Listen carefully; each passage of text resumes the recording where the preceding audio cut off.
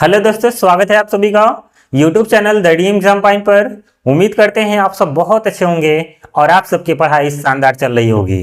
दोस्तों, हम लोग पढ़ रहे हैं चैप्टर नंबर 6 जिसका नाम है त्रिभुज, और अभी हल कर रहे हैं हम लोग प्रश्नावली 6 का सी, जिसमें कल की क्लास में हम लोगों ने क्वेश्चन नंबर 6 तक का सॉल्यूशन कर लिया था। उम्मीद है वो क्लास आपने देख लिया होगा और बहुत अच्छे से समझ में भी आ गया होगा।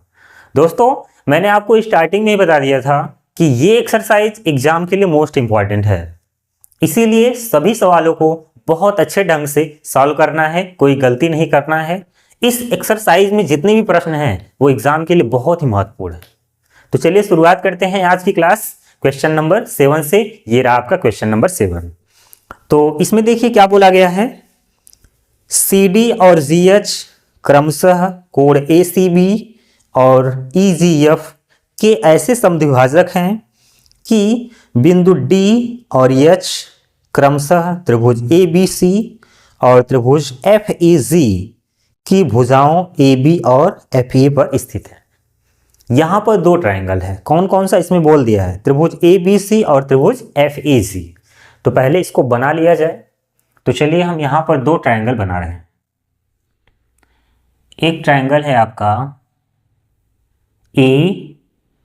ABC, ठीक है, और एक ट्रायंगल और बनाना होगा क्योंकि इसमें दो ट्रायंगल बोला है। तो चलिए ये हो गया आपका दूसरा ट्रायंगल FEG, ठीक है, दो ट्रायंगल दिख रहा है। अब इसमें बोल रहा है कि CD और GH कोण ACB और EGF के ऐसे समद्विभाजक हैं, यानी कि CD ACB का समद्विभाजक है। यानी ये जो कोण है ना, इसका एक समद्विभाजक रेखा है। कौन? CD। तो ये पॉइंट है आपका D। और एक लाइन और है GH यहां पर किस कोण का समद्विभाजक है? EGF का। तो ऐसे यहां लाइन होगा, तो मान लीजिए पॉइंट H यहां। तो इस कोण का भी क्या हो चुका है? समद्विभाजक। ये कोण और ये कोण आपस में बराबर है। ये कोण और ये कोण आपस में बराबर है, ठीक है, ध्यान दीजिएगा। इतना हो गया जो बोला था। आगे त्रिभुज ABC समरूप FEG, त्रिभुज ABC और त्रिभुज FEG दोनों ट्रायंगल सिमिलर है, ये मान आपको दिया है। तो चलिए जो मान दिया गया है पहले उसको लिख लेते हैं, ठीक। तो देखिए यहां पर CD और GH समद्विभाजक है। तो ये क्वेश्चन नंबर है आपका 7। तो यहां पर ऐसे लिखिए CD व GH क्रमशः कोण ACB व कोण EGF का समद्विभाजक है, का समद्विभाजक है। जो मान दिया गया है पहले उसको लिख लेना चाहिए। ऐसे ही आप एग्जाम में भी लिखेंगे तो आपको पूरा का पूरा नंबर मिलेगा। और क्या पता है, दोनों ट्रायंगल सिमिलर हैं, यानी कि त्रिभुज ABC सिमिलर त्रिभुज FEG, ये सब आपको दे रखा है। और यहां आप लिख लीजिए सिद्ध करना है। सिद्ध करना है, थोड़ा इधर से ही लिखते हैं। 3 क्वेश्चन दिख रहा है इसमें, तो यहां से आप लिखिए सिद्ध करना है।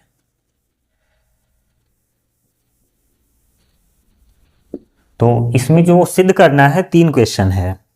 तो पहले हम पहला सॉल्व करेंगे और इसमें आपको प्रूव करना है CD अपान GH बराबर AC अपान FG, ये आपको प्रूव करना है।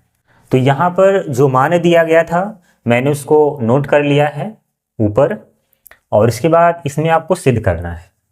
तो जो सिद्ध करना है उसको वहां पर देखिए एक बार। CD अपान GH और क्या है? बराबर है AC बटा FG। मैंने आपको बताया है कि जो चीज हमें सिद्ध करना होता है पहले उसको देख लिया करें कि कौन सा ट्रायंगल सिमिलर सिद्ध कर दें कि जिससे हमारा अनुपात आ जाए या जो मान है वो आ जाए। तो यहाँ पर सी डी बटे एफ जी सॉरी जी एच है, सी डी बटे जी एच बराबर है ए सी बटा एफ जी के।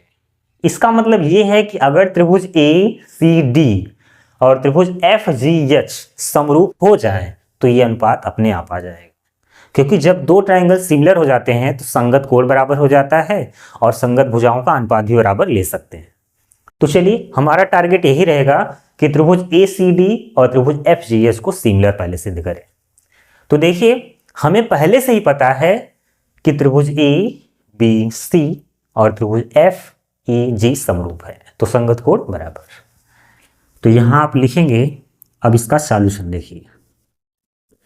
चूंकि त्रिभुज ए बी सी सिमिलर त्रिभुज एफ ई जी, इसलिए हम कह सकते हैं कि जो कोण ए है बराबर होगा कोण एफ के। कोण ए एफ के बराबर होगा। चलिए यहां से सिंबल बना दें, ये जो है इस कोण के बराबर होगा, या डबल ही कर लीजिए, और ये जो कोण है इस कोण के बराबर होगा। ऐसे पहचानने में आसानी हो जाती है।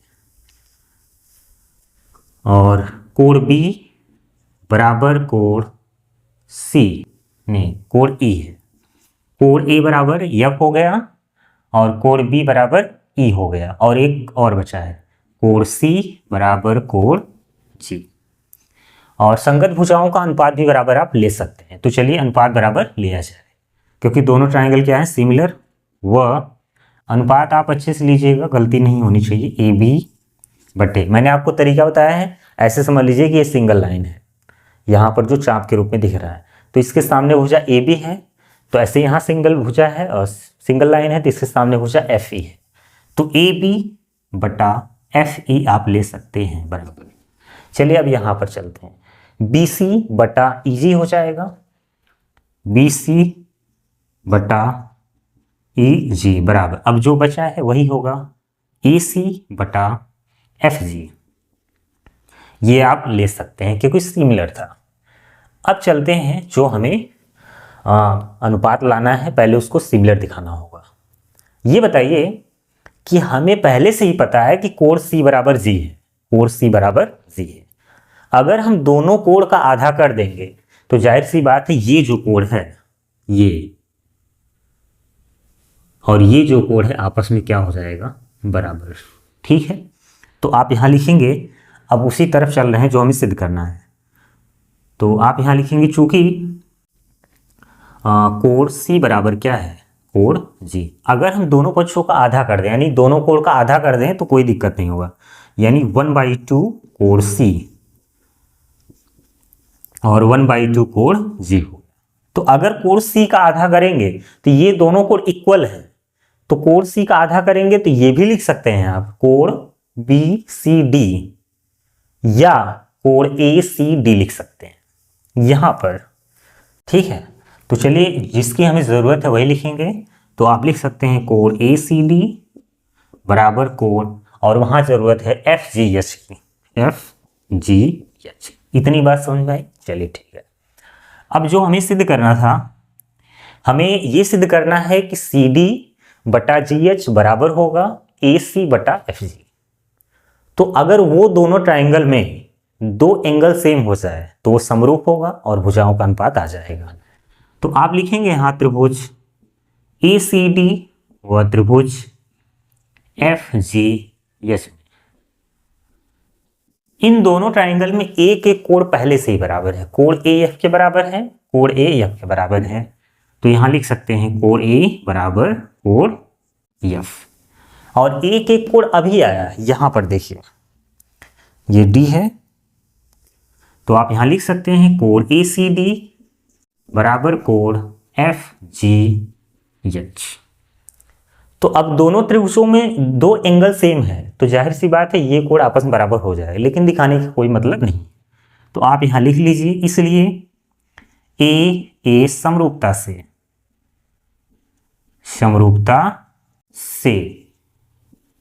क्या हो जाएगा, दोनों त्रिभुज सिमिलर, त्रिभुज ए सी डी सिमिलर त्रिभुज एफ जी एच। अब दोनों त्रिभुज क्या हो चुका है, सिमिलर। और जब भी दो त्रिभुज सिमिलर हो जाते हैं तो संगत कोण भी बराबर होता है और भुजाओं का अनुपात भी बराबर हो जाता है। तो हम यहां चाहें तो अब लिख सकते हैं, इसलिए सी डी बटे जी एच, जो लिखा है वही लिखिएगा, सी डी बटे जी एच बराबर ए सी बटे एफ जी।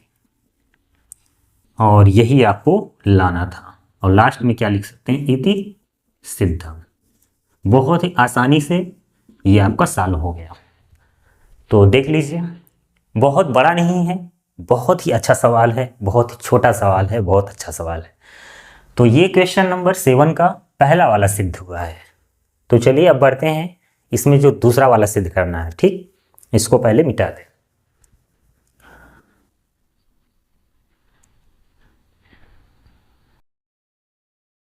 चलिए अब इसमें जो दूसरा वाला सिद्ध करना है, यहां लिखेंगे नंबर 2। हमें सिद्ध करना है डीसीबी त्रिभुज डीसीबी सिमिलर है त्रिभुज एचजीई। एचजीई, अब ये दोनों ट्रायंगल देखिए वहां पर, त्रिभुज डीसीबी, त्रिभुज डीसीबी सिमिलर है एचजीई, एचजीई के। बहुत ही आसान है इसको सिद्ध करना। एक ही कोण पहले से ही बराबर दिख रहा है और ये वाला कोण भी बराबर हो जाएगा। तो आप यहां लिखेंगे, हल इसका देखिए, चूंकि कोण सी बराबर कोण जी है, इस चीज को आपको बार बार नहीं लिखना है, वो तो मैंने ऐसे ही लिख दिया है। आप एक बार लिखेंगे केवल मान को जो दिया रहेगा, बाकी केवल यहां से आप सॉल्यूशन लिखेंगे। कोण सी बराबर कोण जी, आप कर सकते हैं कोण सी बराबर हाफ कोण जी। तो अगर कोण सी का आधा करेंगे, जैसे वहां जरूरत थी तो ए सी डी लिखे थे, अब इस ट्रायंगल में आना है तो बी सी डी लिख दीजिए, इसलिए है ना, कोण बी सी डी बराबर कोण, वहां क्या लिखेंगे आप, ई जी एच या एच जी ई भी लिख सकते हैं, ठीक, चलिए वही लिख देते हैं एच जी ई। और यहाँ डी सी बी लिख दीजिए, कोई दिक्कत नहीं है, ये गलत नहीं है, सही है, ठीक। D C B, D C B लिखो या बी सी डी, कोई दिक्कत नहीं, एंगल तो एंगल ही है। तो अब यहाँ पर एक कोण अभी बराबर आया और एक कोण पहले से ही बराबर है, तो आप यहाँ लिख लीजिए त्रिभुज डी सी बी व त्रिभुज एच जी ई में कोण बी बराबर है कोण ई के, और एक एक कोण अभी आया, कोण डी सी बी बराबर कोण एच जी ई। तो दोनों ट्रायंगल में दो एंगल क्या है, सेम इक्वल हो चुका है, इसलिए ए समरूपता से, समरूपता से क्या लिखेंगे आप, त्रिभुज डी सी बी सिमिलर त्रिभुज एच जी ई आ गया। तो लास्ट में आप लिख दीजिए इति सिद्धम, हेंस प्रूव्ड। तो ये क्वेश्चन नंबर 7 का सेकेंड वाला सिद्ध हो गया। बस इतना ही आपको लिखना है मैटर, इसमें पर्याप्त है। चलिए अब तीसरा वाला क्या सिद्ध करना है, यहां देख लीजिए साइड में, सिद्ध करना है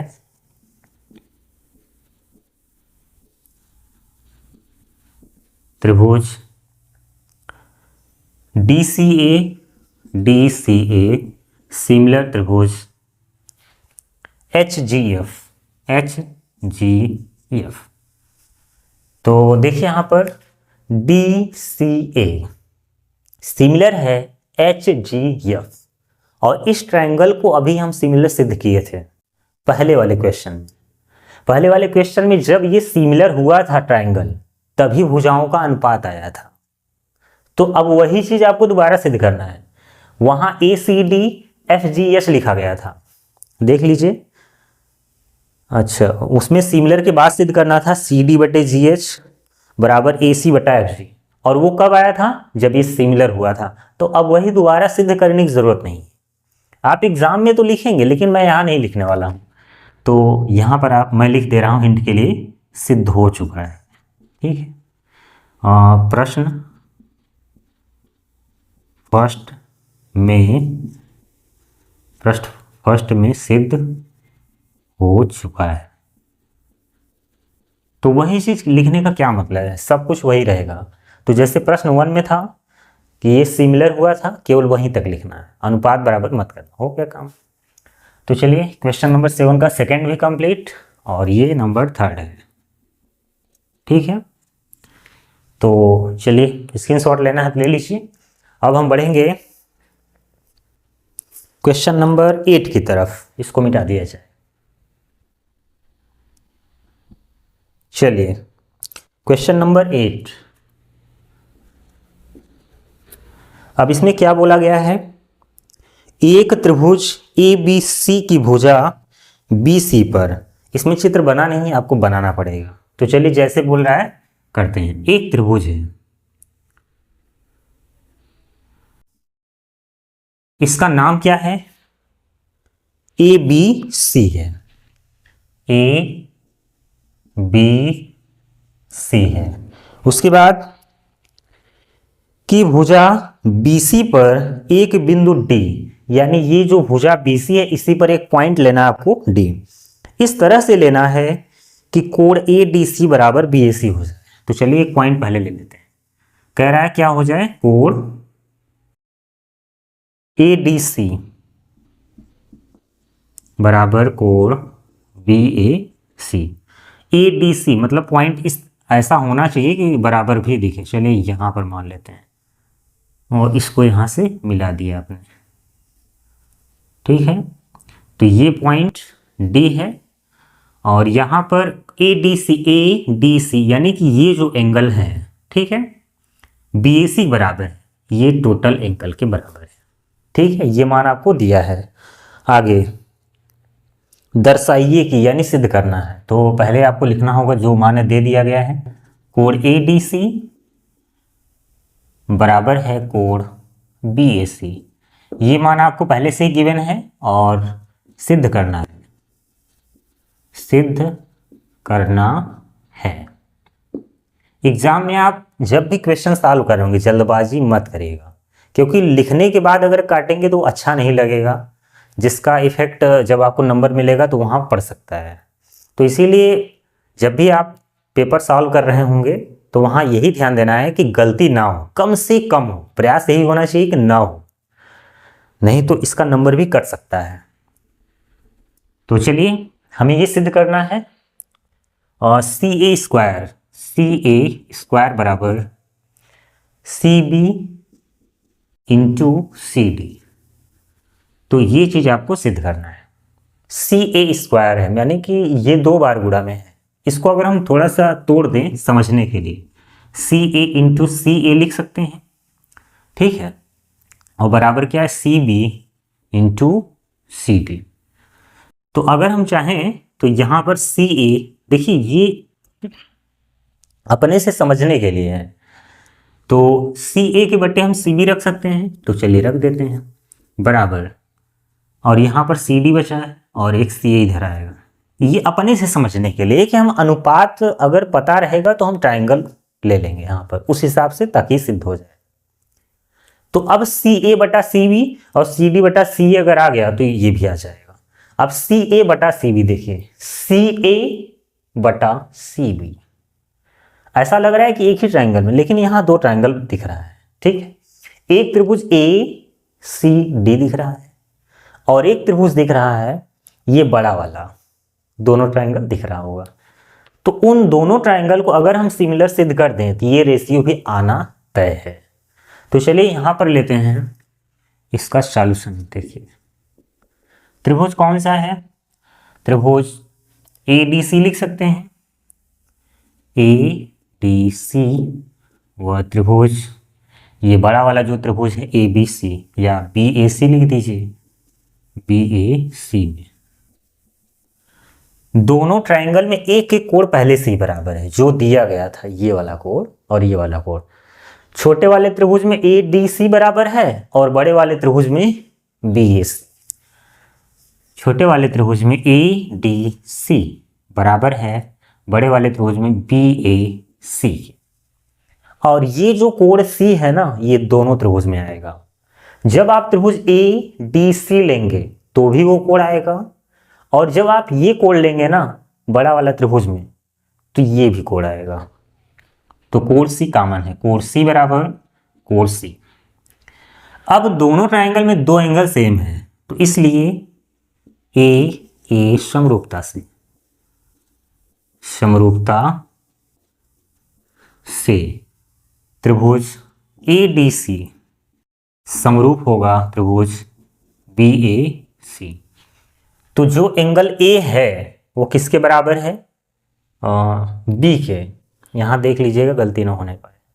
ABC, यहां पर मैंने लिखा था ADC, तो A किसके बराबर है? पहले तो आप ये ध्यान दीजिए कि जो A वाला है वो D के बराबर है, तो A की जगह D सही जगह है, ठीक है। और बाकी कोण C अपनी जगह है, तो A B के ही बराबर होगा, ठीक है।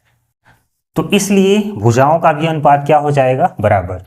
तो अब देखिए छोटे वाले त्रिभुज में भुजा C है, ध्यान दीजिएगा छोटे वाले त्रिभुज में भुजा C बटे बड़े वाले त्रिभुज में भुजा CB बराबर छोटे वाले त्रिभुज में भुजा CD और बड़े वाले त्रिभुज में भुजा CA दो बार आ रहा है, एक बार छोटे त्रिभुज में एक बार बड़े त्रिभुज में। CA जैसे ही तिर्यक गुणा करेंगे तो CA स्क्वायर बराबर CB इंटू CD, इसीलिए मैंने वहां पर उसको तोड़ लिया था ताकि समझने में आसानी हो जाए। इति सिद्धम। बहुत ही अच्छा प्रश्न है, ये तो केवल हिंट के लिए था। तो ये क्वेश्चन नंबर हो गया आपका 8 कंप्लीट। तो चलिए अब बढ़ेंगे अगले क्वेश्चन की तरफ, यानी कि 9।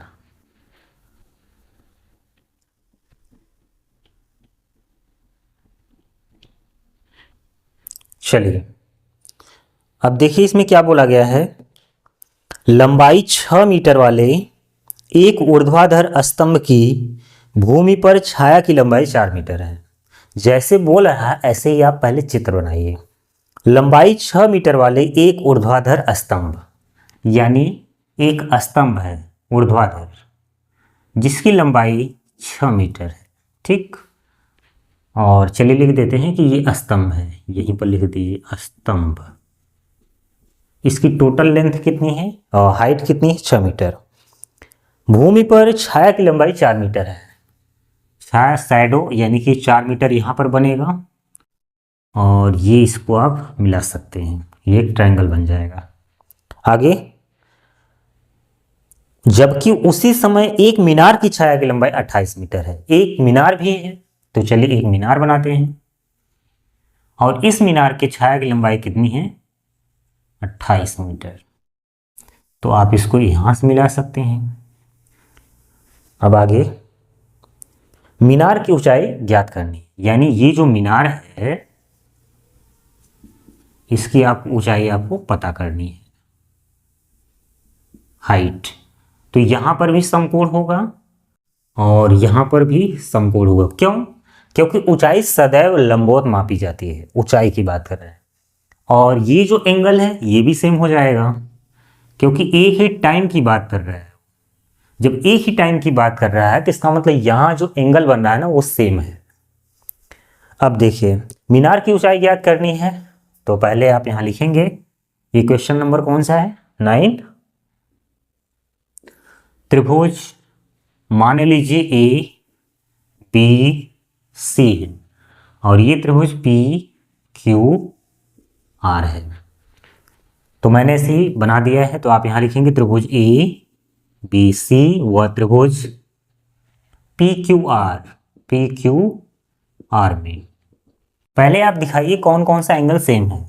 कोण B बराबर कोण Q है, उसके बाद वो वाला जो कोण है कोण A बराबर कोण P, ये तो 90 है और ये जो सेम है। क्यों? क्योंकि उसी टाइम पर बना हुआ कोण है, ऐसे आप लिख लीजिए, उसी समय बना हुआ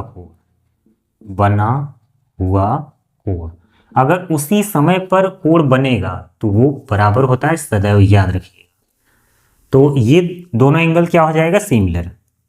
किस नियम से? ए समरूपता से। ए ए समरूपता से त्रिभुज ए बी सी सिमिलर त्रिभुज पी क्यू आर। दोनों ट्रायंगल सिमिलर हो चुके हैं और जब भी दो ट्रायंगल सिमिलर हो जाए भुजाओं का अनुपात बराबर, तो हम यहां लिख सकते हैं ए बी, इसलिए ए बी बटा पी क्यू बराबर बी सी बटा क्यू आर। तो ए बी कितना है 6, पी क्यू उसको तो निकालना है, यच माना गया है, बी सी 4 है और क्यू आर 28, 4 सत्ते 28, एच बराबर 7 6 42 मीटर। सिंपल प्रश्न था, तो आप यहां लिख सकते हैं अतः मीनार की छाया की लंबाई 42 मीटर है। ठीक, बस कंप्लीट। तो ये क्वेश्चन नंबर 9 था। ये कंपटीशन एग्जाम के लिए भी इंपॉर्टेंट है। कंपटीशन एग्जाम में ऐसे सवाल जरूर बनते हैं, तो वहाँ के लिए भी इम्पॉर्टेंट है और MCQ में भी आ सकता है एग्जाम में। तो चलिए अब बढ़ते हैं क्वेश्चन नंबर 10 की तरफ।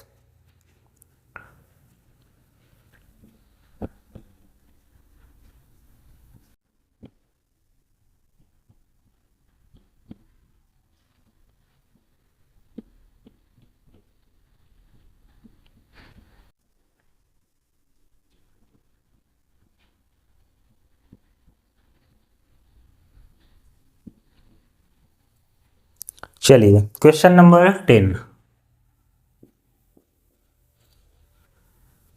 तो इसमें देखिए क्या बोला गया है, AD और PM त्रिभुजों ABC और PQR की क्रमशः माध्यिकाएं हैं। दो ट्रायंगल है, कौन कौन सा ABC और PQR। तो चलिए यहां पर बना लेते हैं दो ट्रायंगल ABC और एक ट्रायंगल और बनाना होगा PQR।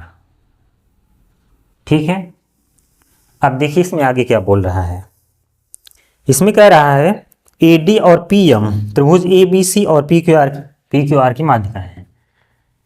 तो AD और PM मतलब एक यहां से खींचना होगा, एक यहां से, तो AD PM। देखिए माध्यिका क्या होता है इस पर चर्चा हो चुकी है पहले। अगर AD माध्यिका है तो इसका मतलब D भुजा BC का मध्यबिंद होगा। PM माध्यिका है इसलिए इसलिए M QR का मध्यबिंद होगा। तो चलिए ये तो पता चल गया ये माध्यिका है और दोनों ट्रायंगल सिमिलर है। तो चलिए जो मान पता है लिखते हैं, AD व PM माध्यिका है। और क्या पता है, त्रिभुज ABC सिमिलर त्रिभुज PQR। ठीक है, ये मान आपको पहले से गिवन है और यहां आप लिखेंगे सिद्ध करना है।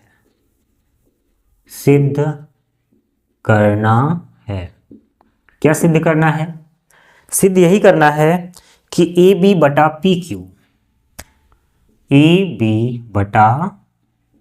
PQ बराबर AD अपान PM। ठीक है, और यहां इसका सॉल्यूशन देखिए। तो देखिए यहां पर AB बटा PQ बराबर AD बटा PM। इसी के जैसा सेम क्वेश्चन पहले आ चुका है। इस प्रश्नावली में जो पहला वाला क्वेश्चन था वहां पर सेम ऐसे ही बोला गया था। अगर आप क्वेश्चन नंबर 1 देखेंगे ना तो सेम टू सेम लगभग ऐसा ही चित्र बना होगा और उसमें एक क्वेश्चन इसी तरह का था जो हमें सिद्ध करना था। तो अनुपात के हिसाब से त्रिभुज ABD और त्रिभुज PQM अगर सिद्ध कर दे समरूप है तो ये आ जाएगा। तो चलिए शुरुआत करते हैं। पहले तो आप ये देखिए त्रिभुज ABC और त्रिभुज PQR सिमिलर है। तो यहां लिखेंगे चूंकि त्रिभुज ए बी सी सिमिलर है त्रिभुज पी क्यू आर के। अगर दो ट्रायंगल सिमिलर हो जाए तो संगत कोण बराबर, भुजाओं का अनुपात बराबर। तो आप यहां लिख सकते हैं, इसलिए कोण ए बराबर कोण पी। चलिए लिख देते हैं, ये कोण इसके बराबर है, ये कोण इसके बराबर होगा क्योंकि सिमिलर है, और ये जो कोण है कोण आर के बराबर होगा यहां पर। तो कोण ए बराबर कोण पी, कोण बी बराबर कोण क्यू, व कोण सी बराबर कोण आर। यहां तक कोई दिक्कत नहीं। अब देखिए एडी और पीएम माध्यिका है। अगर हमें इसे सिमिलर सिद्ध करना है तो कुछ मान पहले आपको निकालना होगा, तो चलिए वही निकालते हैं। तो आप यहां लिखेंगे, चूंकि एडी व पीएम माध्यिका है, माध्यिका है, इसलिए डी बीसी का मध्य बिंदु है, मध्य बिंदु है। डी बीसी का मध्य बिंदु है और यम क्यू आर का मध्य बिंदु है। यहीं लिख दीजिए या फिर यहीं, वह यम क्यू आर का मध्य बिंदु है, मध्य बिंदु है। ठीक है, तो डी बी सी का मध्य बिंदु है, यम क्यू आर का मध्य बिंदु है, इसलिए हम ऐसा लिख सकते हैं कि जो बी डी है वो बराबर होगा सी डी के, बराबर होगा हाफ बी सी। सेम यही प्रोसेस वहां पर भी नोट किया गया है, क्वेश्चन नंबर फर्स्ट में देखेंगे तो वहां क्या आएगा, क्यू एम बराबर आर एम बराबर हाफ क्यू आर लिख सकते हैं। ठीक है, अब देखिए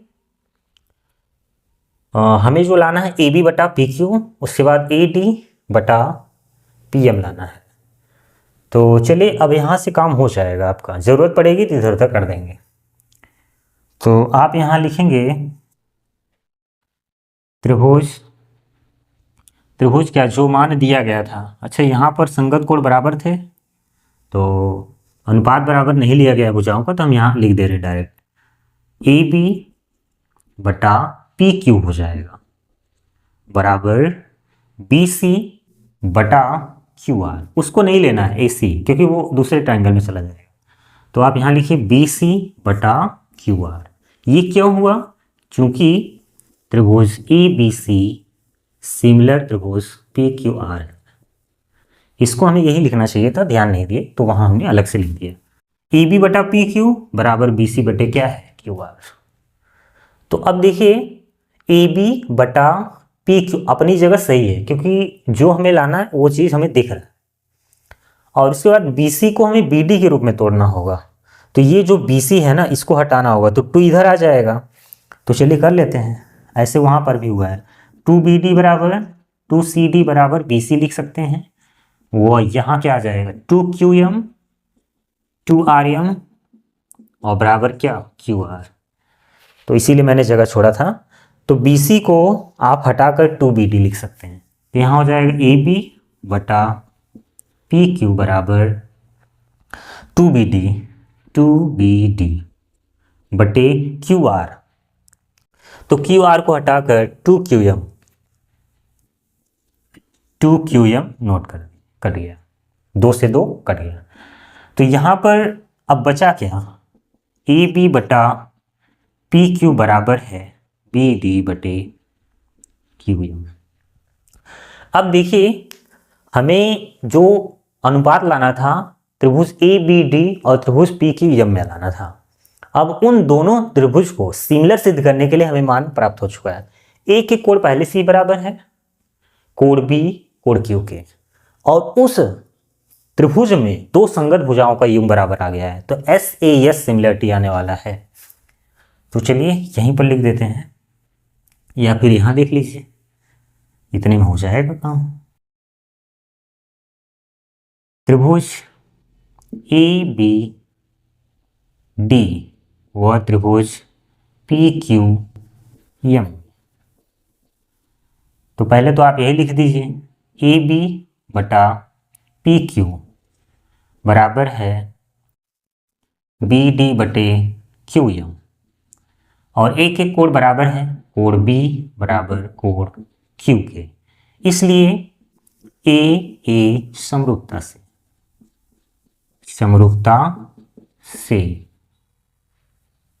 ए समरूपता लग जाएगा।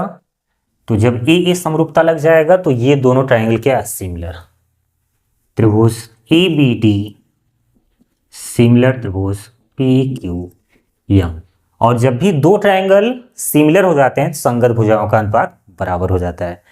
तो चलिए इस लाइन को थोड़ा सा हम मिटाते हैं, और इसलिए अब जो सिद्ध करना था डायरेक्ट वही लिख सकते हैं, क्योंकि इस त्रिभुज में भुजा ए बी और उस त्रिभुज में भुजा पी क्यू, इस त्रिभुज में भुजा ए डी और वहां पर क्या पी एम, क्योंकि ये सिमिलर था इसीलिए ये आ गया।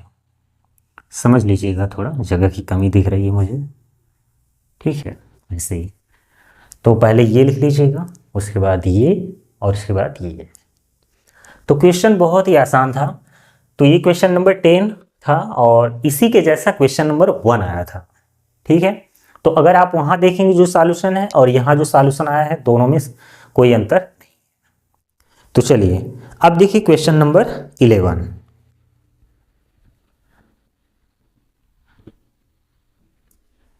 चलिए क्वेश्चन नंबर 11। अब देखिए इसमें क्या बोला गया है। समलंब ए बी सी डी, एक समलंब है जिसमें ए बी समांतर डी सी। समलंब चतुर्भुज किसे कहते हैं, क्या आपको पता है? पता ही होगा, क्योंकि समलंब चतुर्भुज क्या होता है इससे रिलेटेड क्वेश्चन आ चुका है पहले भी। इसका नाम है A B C D, A B C D.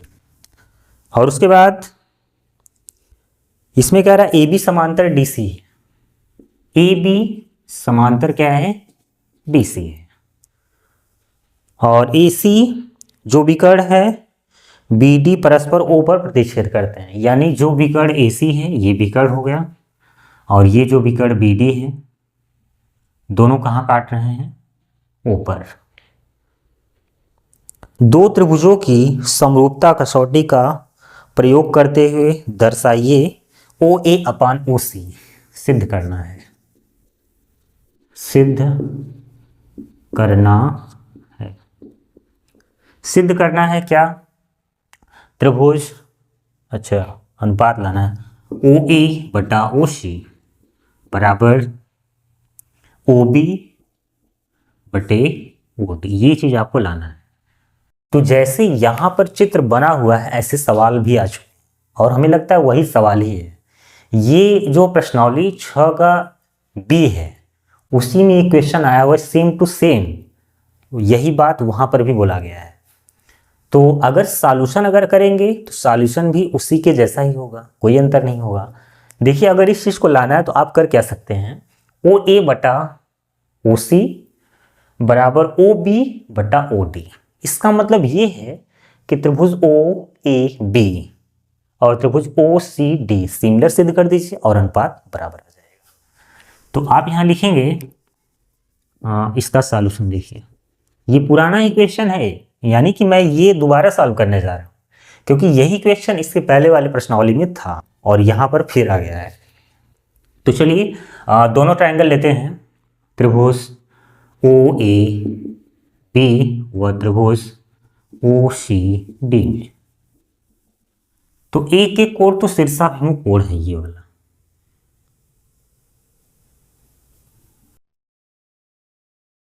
शीर्षाभिमुख कोण हो जाएगा।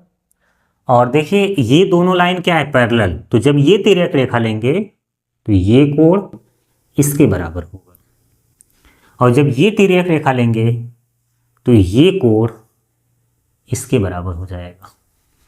तीनों संगत कोण बराबर है। तो कोण ए ओ बी बराबर कोण सी ओ डी, कौन सा कोण, शीर्षाभिमुख कोण, ठीक है, वर्टिकली अपोजिट एंगल है ये। और देखिए ये वाला कोण इसके बराबर होगा क्योंकि ए बी समांतर डी सी है और तिर्यक रेखा बी डी है। तो यहां लिखेंगे कोण ए बी ओ बराबर कोण सी डी ओ। आप लिख सकते हैं कारण यहाँ पर। वैसे ये किस प्रकार का कोड है, एकांतर कोड है। चलिए मैं साइड में दिखा दूंगा इस चीज़ को अलग से, ताकि आप कंफ्यूज ना रहें कि ये आया कहाँ से। और एक ही कोड और है, कोड OAB बराबर कोड, वो वाला कोड है इसके बराबर OCD। ये भी क्या है, एकांतर कोड, एकांतर कोड। तो दोनों ट्रायंगल में तीनों संगत कोड बराबर, यानी कि ट्रिपल ए समरूपता कसौटी लग गया। इसलिए ए समरूपता कसौटी से, कसौटी यानी कि प्रमेय है, कसौटी से तो दोनों ट्रायंगल सिमिलर हो जाएगा। त्रिभुज OAB सिमिलर त्रिभुज OCD, यही लिखना होगा। और जब दो त्रिभुज सिमिलर हो जाते हैं तो भुजाओं का अनुपात बराबर हो जाता है। तो देखिए हमें जो अनुपात लाना है उसको भी ध्यान देना है, क्योंकि तीन भुजाएं होती हैं तो तीसरा को तो लेना नहीं है, कोई मतलब नहीं है। तो OA अगर देखें तो OA के सामने यहाँ डबल लाइन मैंने खींचा है, तो OA का अनुपात इसके सामने डबल लाइन से लिया जाएगा, तो OA बटा OC डायरेक्ट हो जाएगा, इसलिए OA बटा OC बराबर। अब यहाँ पर OB है, तो OB के सामने ट्रिपल लाइन है, तो ट्रिपल लाइन के सामने OD है, तो यहाँ हो जाएगा OB बटा OD। और यही चीज़ तो आपको लाना है। इति सिद्धम। बहुत ही सुंदर प्रश्न, शानदार प्रश्न। तो ये क्वेश्चन नंबर आपका हो गया 11। तो चलिए आज की क्लास कैसी लगी कमेंट बॉक्स में ज़रूर बताइएगा। आज के लिए केवल इतना ही क्वेश्चन सॉल्व करेंगे, बाकी जो इसके आगे क्वेश्चन है उसको हम अगली वीडियो में सॉल्व कर देंगे। उम्मीद है कि आपको जितने भी क्वेश्चन मैं सॉल्व करा रहा हूँ आपको बहुत अच्छे से समझ में आ रहा होगा, क्योंकि एग्जाम में क्वेश्चन या तो एग्जाम्पल से बनेगा या तो एक्सरसाइज से बनेगा, या फिर उसी से रिलेटेड क्वेश्चन नया बना के दे देगा। तो आपको परेशान होने की ज़रूरत नहीं है, इसीलिए आपको कॉन्सेप्ट अच्छे से तैयार रहना चाहिए, ताकि क्वेश्चन किसी भी तरह से घुमाया जाए आपको समझ में आ जाए, और अगर आप समझ गए तो क्वेश्चन भी सॉल्व कर लेंगे। तो चलिए कमेंट बॉक्स में ज़रूर बताइएगा। मिलेंगे अगली क्लास में। जय हिंद, जय भारत।